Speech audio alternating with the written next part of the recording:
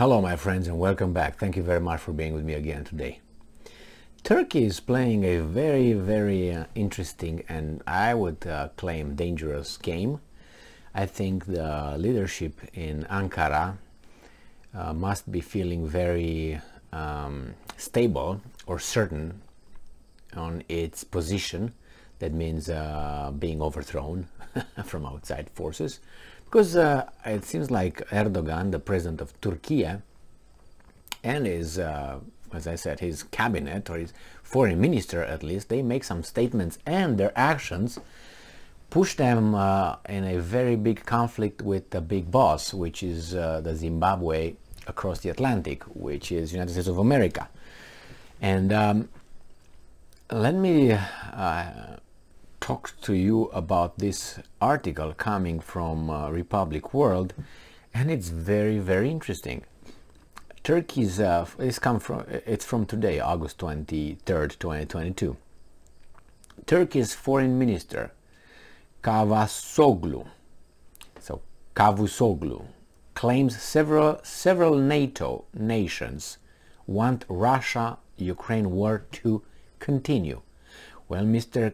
Cavusoglu, that's not news to me, but I know it's something that you should not say out loud. It seems like, especially being said by a foreign minister, a NATO country member. That's very dangerous. So, Turkish foreign minister Mevlut Cavusoglu alleged, I don't think it's alleged, I think it's really, that the US, along with some other NATO countries, those are the bottom feeders, you know, the carp who eats at the bottom of the lake, that's a bottom feeder, like in the bottom of the food chain, like the gazelle on the savannah, here the slowest gazelle. That's what these guys are, the followers. Oh my God, have you seen the sharks? How the shark swims, and sometimes like little fish, you know, behind or around the shark, being protected by the mere existence of the shark. My God, NATO countries want the ongoing war in Ukraine to continue. Yes, Cavusoglu, they do.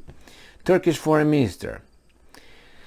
Yes, United States, along with some other NATO Atlantic Treaty Organization affiliated countries, vassal states, parentheses closed, want the ongoing war in Ukraine to continue as long as possible. Yes, and that's exactly what the Americans stated. So it's not like a but I'm surprised. And why would you say that? Who do you want to anger? Or you want F-35s now?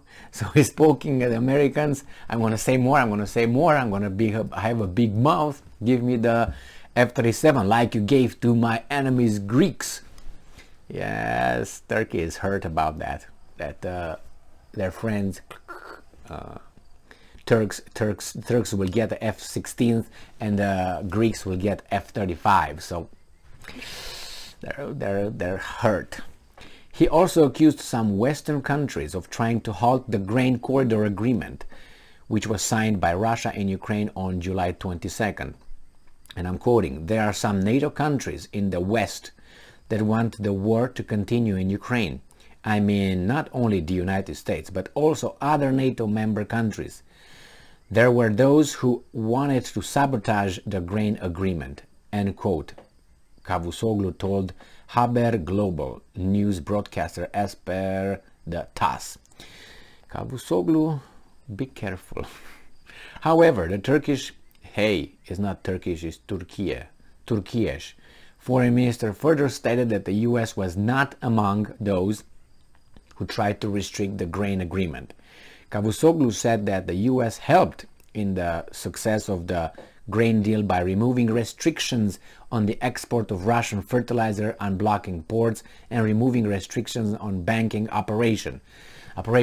Remember, the Russians said, we will not go and discuss the grain corridor with Ukraine and United Nations and Turkey unless we will get in return the ability to transport and sell our grain, and the banking system and some sanctions should be out. After this was signed, the agreement, the Ukrainian weasel came out and said, we got this, we got that, not with Russia. Russia did not get anything in return. I was like, yeah, I believe you, certainly, my boy. I will. No, the Russians are not so low. And then about, I don't know, a day or so, or in the same day, articles saying what the Russian got in return. And that's, here is more concrete what the Russians got in return for agreeing to the grain coming out of the Ukrainian ports, removing restrictions on banking operations, fertilizers, unblocking ports, restrictions on exports removed. Okay, and I'm quoting, but there were also countries in Europe who wanted to sabotage this. However, we did not lose hope and continued our efforts, he added. Yes, you did. You and your Cavusoglu and Erdogan have balls, big ones, and they show them to everyone, and the other ones feel, I don't know, feel insecure about it, or at least we're going to find out if they're going to try to cut them off. Because here the situation is like this. Look at Turkey's behavior, I'm talking about foreign policy, foreign activity. Erdogan is talking with Putin, good night, honey, good morning, honey. That's how they are, they close they are. They visit one another, at least Erdogan went and met Putin like 2 or 3 times since February 24th, or even more. And they try to facilitate things and the peace process between the Ukrainian and the Russians. Obviously, the Ukrainians is there's no secret about it anymore, and it was from the very beginning for some of us that they are pushed and protected and sponsored and directed and everything you want by the United States of America. So then, on this one, Turkey tried to make a connection between these two, obviously with the Americans' approval. Then they, if you remember, a long time ago, 2 years I think ago or so, they got the S-400s, air defense systems from the Russian Federation. The Russians were huffing and the Americans were huffing and puffing, but they wanted to give Erdogan Patriot missiles at a very high money, and he said, no, this is a bazaar here. I'm not going to pay this much. Hey, Russians, can you give me that? Yeah. And then everybody was upset with NATO. You're a NATO member, you can get those, blah, blah, blah. It's okay, we take them and you come and inspect them. What do you want? So they got that one. Then they were kicked out of the S-35 program, the Turks. The Turks got upset. That's why it was another reason why they turned to Russians. Now they got the F-16. Now they're doing all this with Zelensky and with a grain corridor. Now they make all kind of statements. That is the second one that Cavusoglu makes regarding the Western countries who do not want to end this war and who is behind it. He made another claim. I made another video on about 3 weeks or a month ago, like something like that. So yeah, they're playing a dangerous game, but it's very advantageous for the country and for their country so far.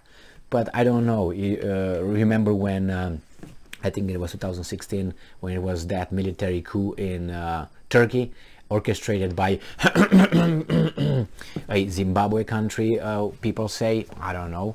And they also said that there were some Russians helping what's his name, Erdogan personally. I don't know. These are some people said, I don't know if that's true or not. But after that, Erdogan went and shook hands with Putin very closely, and they mend fences after they shot down that I think it was Sukhoi 24 or MiG 24, Sukhoi 24 bomber in northern Syria, allegedly crossed into Turkey a little bit and then got shot down by F-16s, I think, which could not have taken off to hit it without the American approval, because as you know, if you buy F-16s or any fighter jet from the United States of America, before you take off to hit a target or in a mission, you have to call a hotline, not that hotline, a different kind of hotline, and they have to ask for permission, tell them, why do you take your plane in the air? And they say, okay, or no. That's the way things work. I found out after that, there were some articles regarding that, when they shut down that Sukhoi, Putin said, and I think Lavrov, and said, without the American approval, that those, I think there were two F-16s, could not take off and go and hit the plane without the United States approval. So it was a blah blah blah blah blah blah, not going into that. But so Cavusoglu and Erdogan have this, and I hope they don't get another 2016 Thank you very much for being with me again today. Stay strong, stay smart, look for the truth, and be just.